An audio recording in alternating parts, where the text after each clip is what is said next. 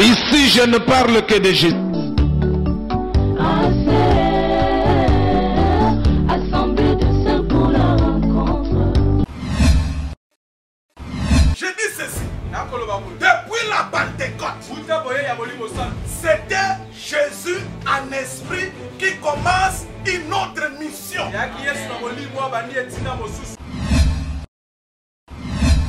Jésus dans la chair, c'est pour accomplir les paroles et la prophétie. La mission de Jésus en esprit est différente de la mission de Jésus dans la chair. À chaque fois qu'il y a la fin de la mission, il doit d'abord retourner au ciel, prendre notre nature, puis revenir pour accomplir la mission.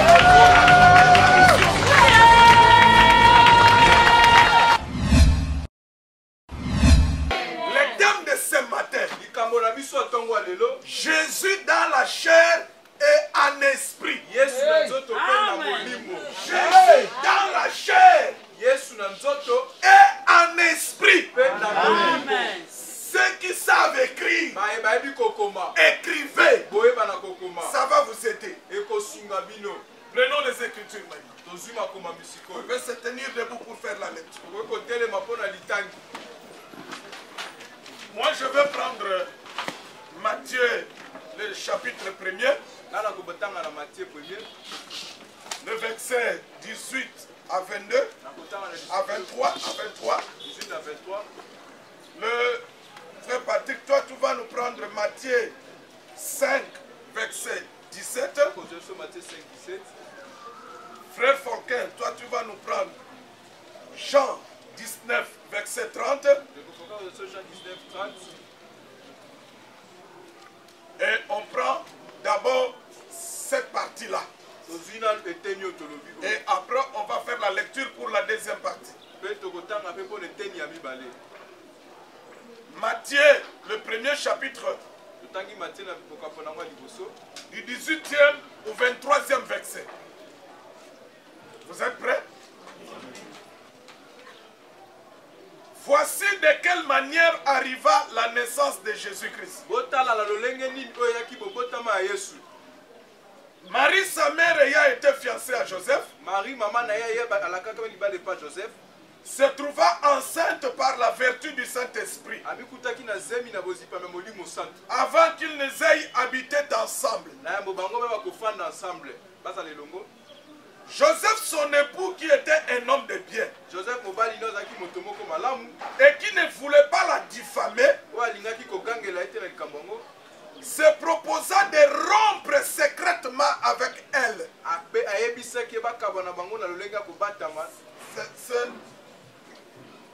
Se proposa à rompre, c'est-à-dire à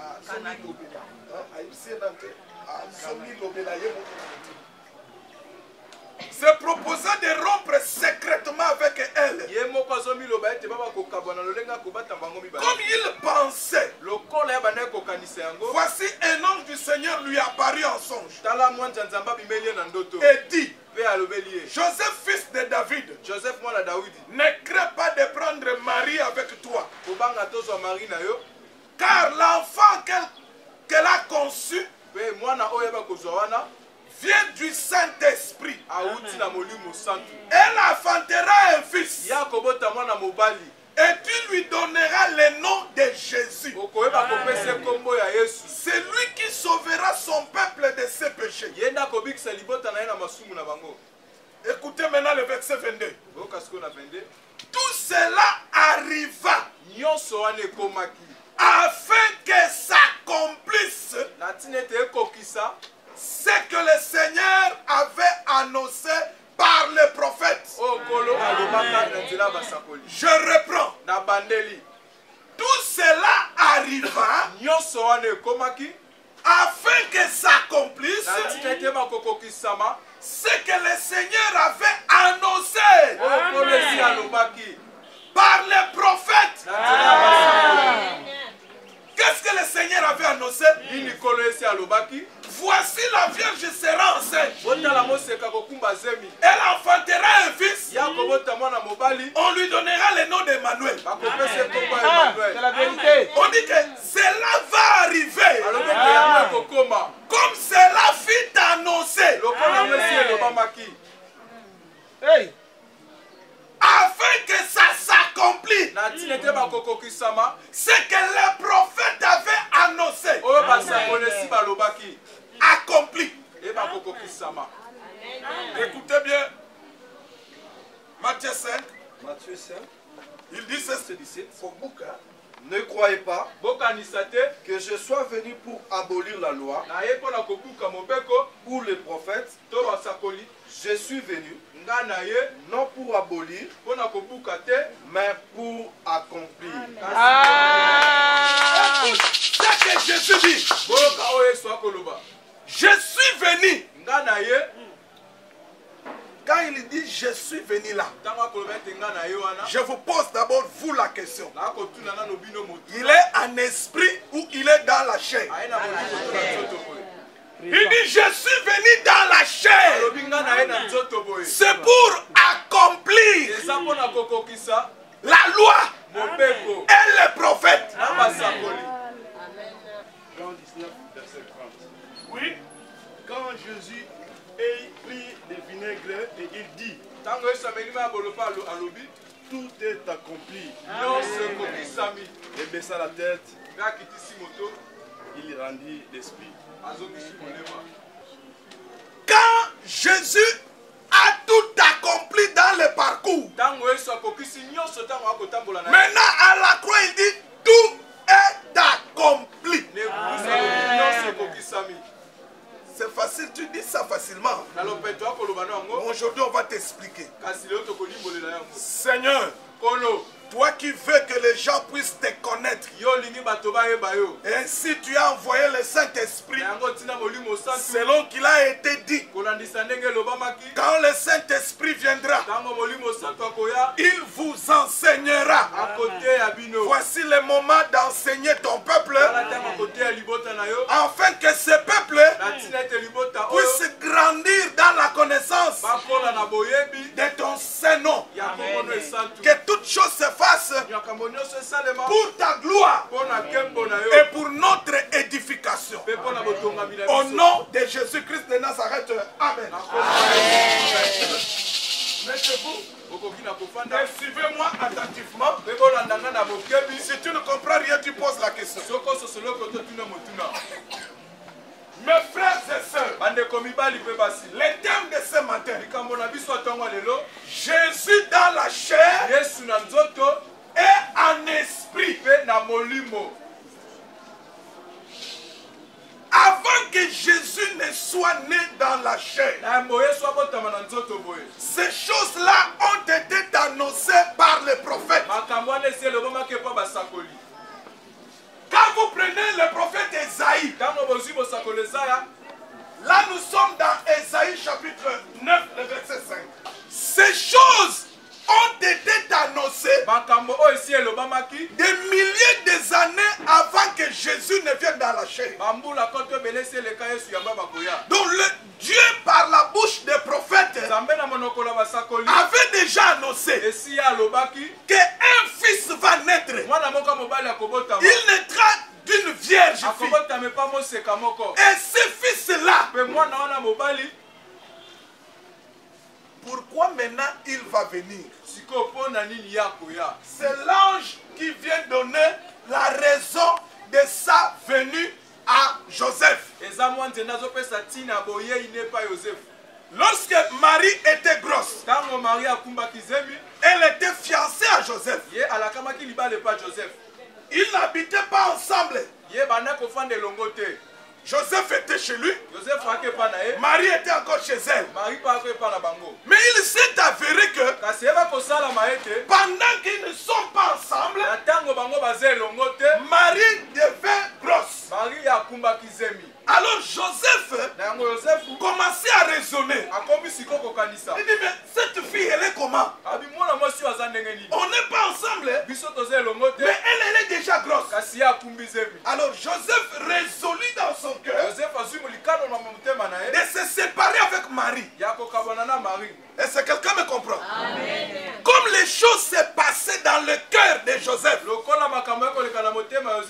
que la parole de Dieu dit, Dieu sonde les cœurs.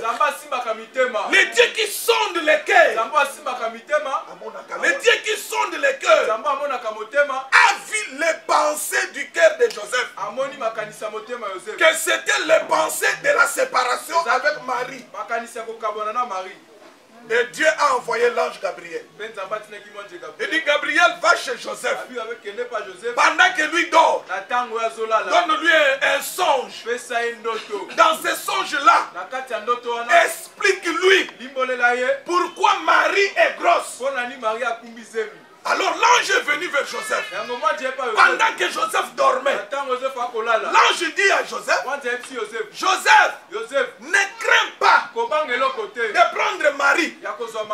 Parce que la grossesse qu'elle porte vient du Saint-Esprit. Quelqu'un me comprend? Amen. Il lui donne d'abord la provenance de la grossesse. Ça vient du Saint-Esprit. Et par cette grossesse, Marie enfantera un fils. Et toi, Joseph, tu donneras ce fils-là le nom de Jésus. Pourquoi il donne maintenant la raison? Pourquoi tu dois lui donner le nom de Jésus? C'est parce que ce fils-là est venu pour sauver son peuple du péché. Il lui donne toutes les raisons possibles de la naissance du fils.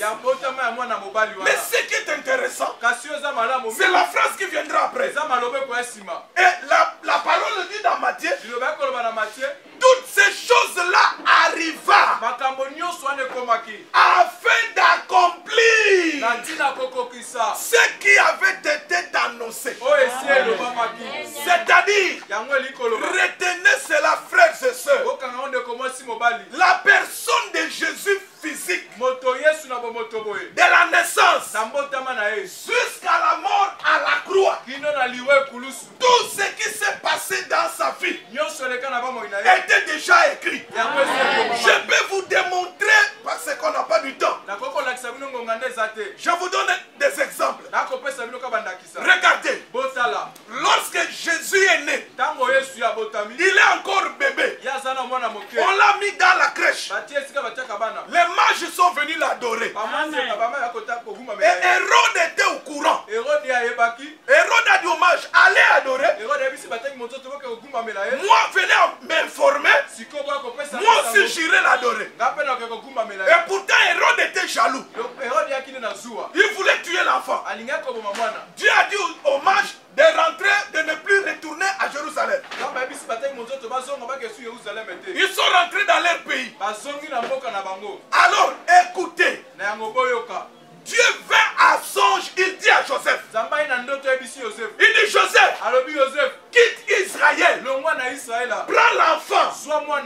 Donc, prends l'enfant Jésus. Prends sa mère.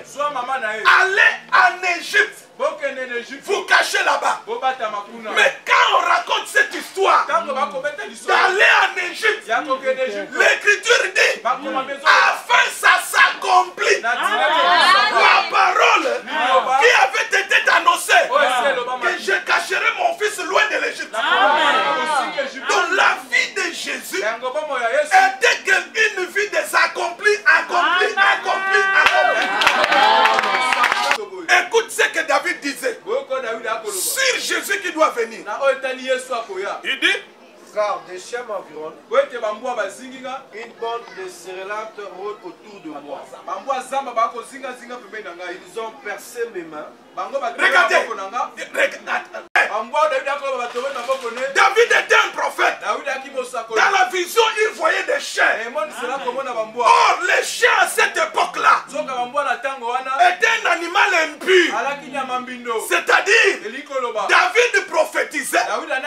Il voyait les gens des nations qui sont des animaux impurs. Ce sont eux qui vont percer Jésus. Or maintenant, dans l'accomplissement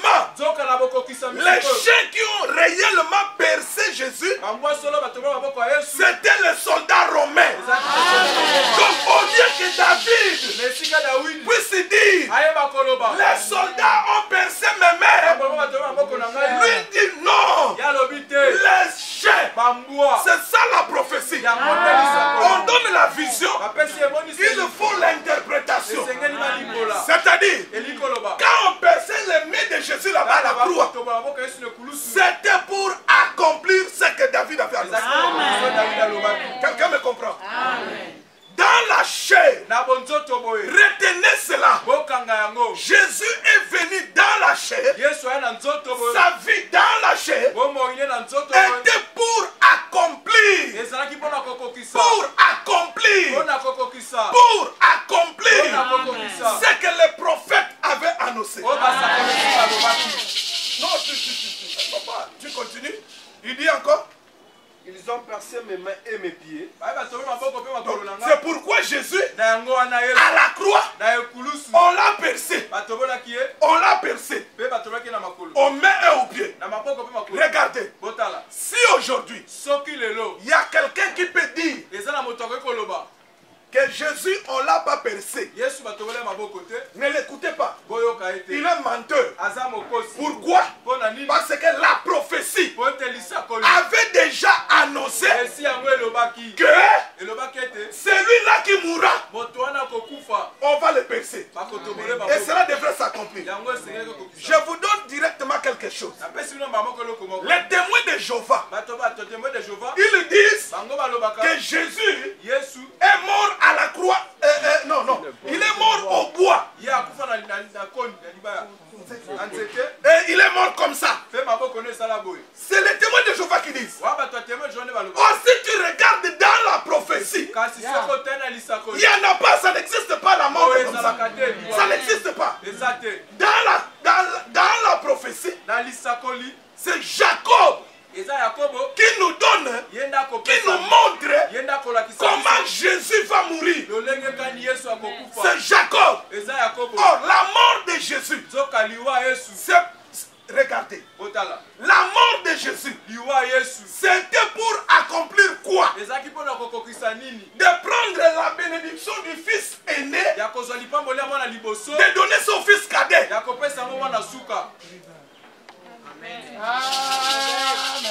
Regardez ce que la prophétie avait annoncé. Regardez, les jours où Joseph est venu avec ses deux fils devant son père Jacob. Quelqu'un me comprend? Vous êtes avec moi?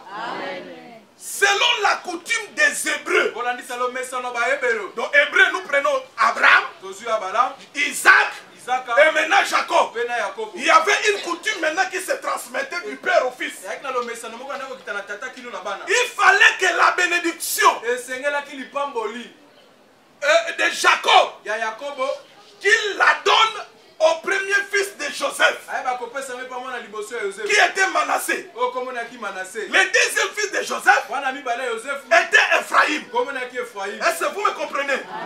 Maintenant, selon la coutume, pour nous transmettre la bénédiction, il faut poser la main droite sur le fils aîné. Donc là, tu lui transmets la bénédiction. Et il va parler. Maintenant, comme lui, il est le deuxième, il n'a pas la bénédiction, on doit lui poser la main gauche. Est-ce que quelqu'un me comprend? Mais regardez, lorsque Joseph vient avec les enfants, c'est-à-dire il les amène dans la position pour que la main droite de son père Jacob soit posée sur le premier né et que la main gauche soit posée sur le deuxième.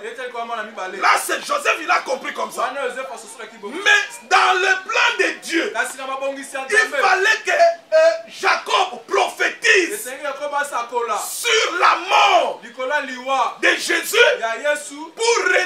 pour passer la bénédiction du grand au petit. Est-ce que quelqu'un, vous êtes avec moi?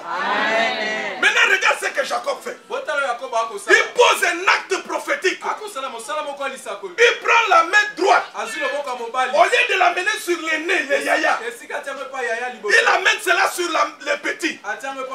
Il prend sa main gauche. Il amène cela sur le grand frère. Nous avons déjà quoi? Nous avons quoi? Quand Jacob faisait cela, Joseph n'était pas content. Joseph, il a même enlevé la main de son père. Il dit, Père, C'est pas comme ça que ça doit se passer. Tu dois prendre ta main droite, poser sur le fils aîné, parce que c'est lui l'aîné. Et ta main gauche, tu dois poser sur le cadet. Son père Jacob dira, je sais ce que je fais. C'est-à-dire, il voulait dire, Joseph, ne vois pas maintenant ce que je fais. C'est pour le temps futur.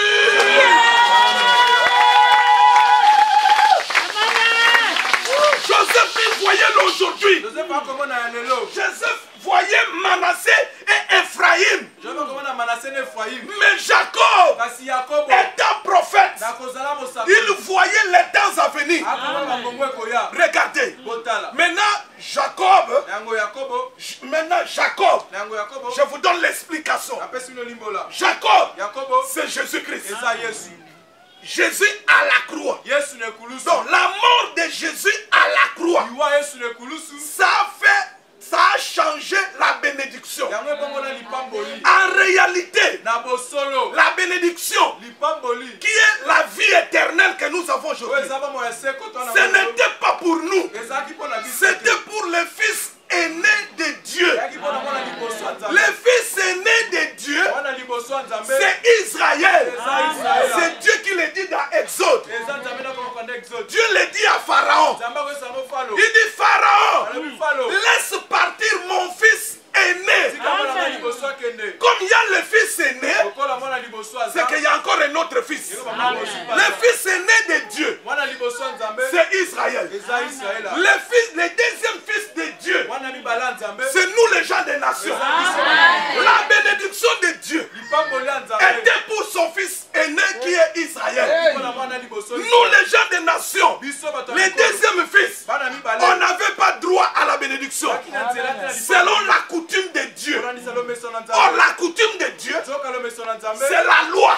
Selon la loi de Dieu, la bénédiction de Dieu, qui est la vie éternelle, était pour Israël. Mais maintenant, qu'est-ce qui s'est passé? Jésus à la croix, qu'est-ce qu'il a fait? Par sa mort à la croix, il a pris la main droite, il a posé sur nous les nations, il a pris la main gauche, il a donné à Israël. Donc la bénédiction d'Israël nous est donnée que par l'œuvre de la croix.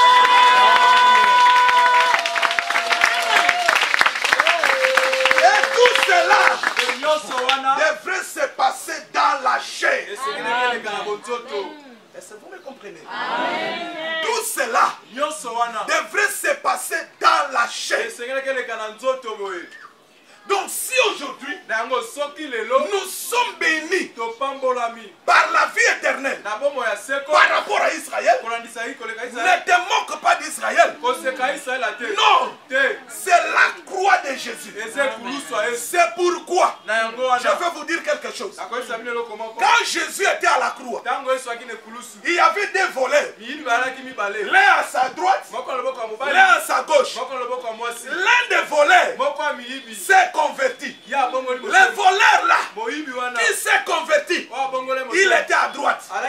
Parce que c'est à droite que là où il y a la bénédiction. Le voleur de la droite représentait nous les nations. Les gens de la droite, nous devons être bénis. Le voleur de la gauche, lui se moquait de Jésus. Il représentait Israël qui a rejeté Jésus.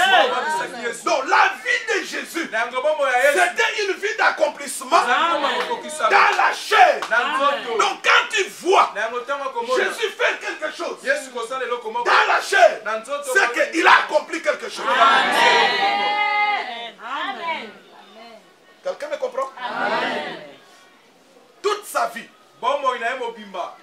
il ne faisait qu'accomplir ce que le prophète avait annoncé. Il a accompli. Et tu continues. Qu'est-ce qu'il dit?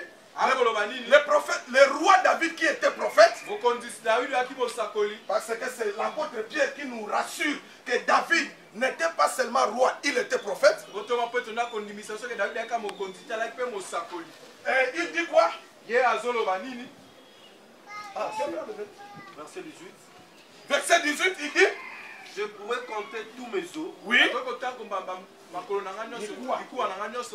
et ils observent et ils me regardent. non, au pluriel, oui. 19. Ils se partagent. Écoutez, David dit, ils sont en train de partager quoi? Continue. Ils tirent au sort ma tunique. Ils tirent au sort ma tunique. Regardez. Pendant qu'ils ont cloué Jésus, qu'est-ce que les soldats, les chiens ont fait? Les chiens, ce sont des soldats romains. Les gens des nations. Qu'est-ce qu'ils ont fait? Sans le savoir, les soldats et croyaient qu'ils sont en train de voler les habits de Jésus. Mais en réalité, ils posaient des actes pour accomplir ce que David avait dit. Ils ont pris les vêtements de Jésus. Ils se sont partagés. C'est Jean qui nous donne. Vous savez que David n'a pas dit les chiens étaient combien. C'est Jean maintenant qui nous donne les nombres. Il dit c'était 4. Ils ont partagé les vêtements de Jésus. C'était pour accomplir la prophétie de David. Mais regardez, en réalité, il fallait que les soldats prennent la tunique. Qu'ils prennent la tunique. Qu'ils déchirent aussi en 4 parties. Mais les soldats ne l'ont pas fait. Pourquoi? Parce que la prophétie dit, la prophétie a dit quoi? Ils ont pris ma tunique. Ils ont tiré ça au sort pour savoir parmi les 4 qui va prendre la tunique. Donc quand les soldats faisaient cela, ils accomplissaient ce qui était écrit. Là Jésus lui il est à la croix. Et David a dit qu'il me regardait. C'est pourquoi Jésus à la croix, les gens étaient là en train de les regarder. Il n'était pas seul. Il y a des gens, ses disciples étaient là, sa famille était là, les Juifs étaient là. Ils se moquaient même de lui. Dans la chair. Quand tout cela s'accomplissait, Jésus regardait sa vie. Depuis qu'il est né. Là, il est à la... Maintenant, on est à la croix. Là, Jésus est en train de regarder sa vie. Quand il est né, la parole s'est accomplie. Quand il est allé en Égypte, la parole s'est accomplie. Quand il est revenu pour habiter à Nazareth, la parole s'est accomplie. Quand il a fait ceci, la parole s'est accomplie. Et il voit de ses propres yeux les soldats en train de partager ses vêtements. La parole s'est accomplie. Il voit comment les soldats tirent au sort sa tunique. La parole s'est accomplie. C'est alors que Jésus dira tout est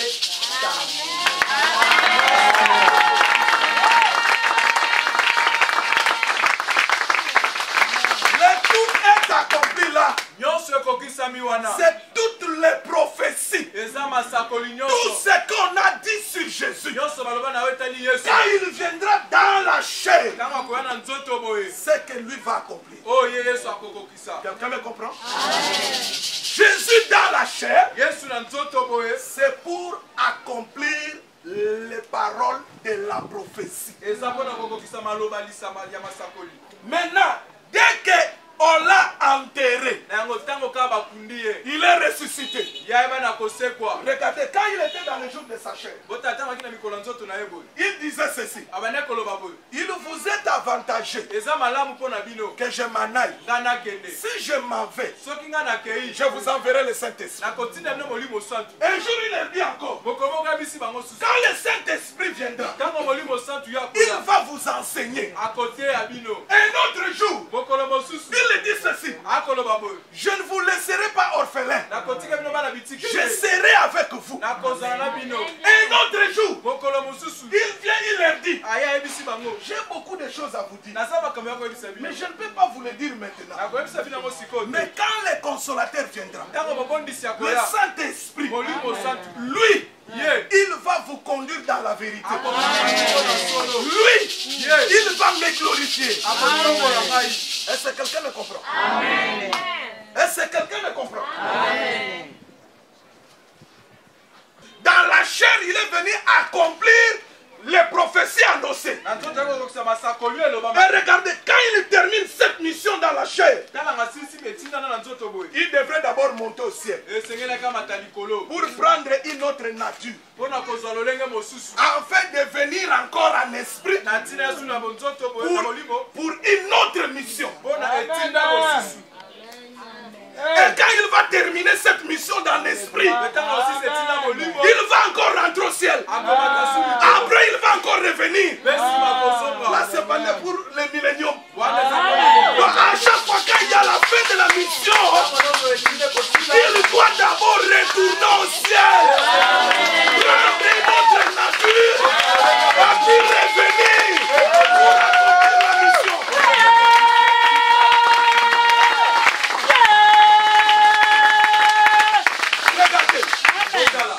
Depuis la Pentecôte, frère. Depuis la Pentecôte. Depuis le jour de la Pentecôte. C'était Jésus en esprit. Parce que quand il était dans la chair, il a dit, je ne vous laisserai pas orphelin. Si vous êtes en famille, il y a une personne parmi vous dans la famille, il veut mourir, mais il vous dit à vous, je ne vous laisserai pas orphelin. Il peut être quelqu'un. Très bien. Que Dieu te bénisse. Il n'y a que le Père qui peut dire ces langages. Ceux qui ont des oreilles pour me comprendre, comprenez-moi. Donc, il dit, je ne vous laisserai pas orphelin. Je serai avec vous jusqu'à la fin du monde. Comprenez le langage de Jésus. Je dis ceci. Depuis la Pentecôte, c'était Jésus en esprit qui commence une autre mission. La mission de Jésus en esprit est différente de la mission de Jésus dans la chair.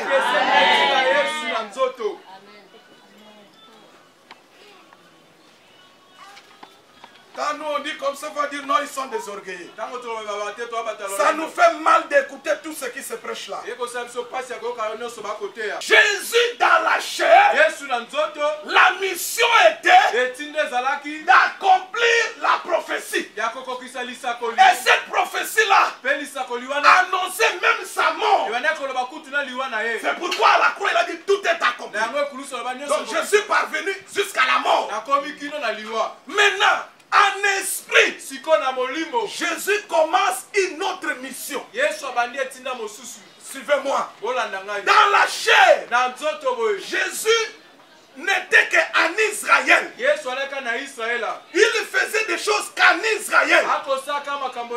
Maintenant, en esprit, Jésus n'est plus en Israël. Il commence en Israël. Le jour de la Pentecôte, il vient maintenant esprit pour aller partout dans le monde. Quelle est la mission de Jésus en esprit? Jésus en esprit. Jésus en esprit. Sa mission, c'est d'accomplir, non, c'est de faire grandir les rois. Jésus dit, dans les derniers jours, je donnerai mon esprit sur toute chair, sur vos fils et sur vos filles. Je précise, aujourd'hui, Jésus est en esprit. Sa mission, c'est d'apporter la parole, de nous enseigner, afin que grandir, faire grandir son royaume, Jésus travaille en esprit, mais dans des gens. Aujourd'hui, Jésus n'a pas encore terminé sa course. En esprit, sa course prendra fin le jour de l'enlèvement, parce qu'il doit retourner encore au ciel. Il doit retourner au ciel, prendre une autre forme pour descendre. Là, c'est pour maintenant encore une autre mission. Mais par rapport au temps où nous sommes, par rapport au temps de la grâce, Jésus est en esprit. Il travaille dans toutes les zones. Il est encore dans la course. C'est pourquoi Paul dit, je suis en train de courir. Est-ce que quelqu'un le comprend? Mais il faut être fier. Parce que celui qui a marché dans la chair pour accomplir les prophéties, il est aujourd'hui en toi. Il vit en toi. C'est pourquoi Paul dit, si je vis, ce n'est plus moi qui vis, c'est Jésus qui vit.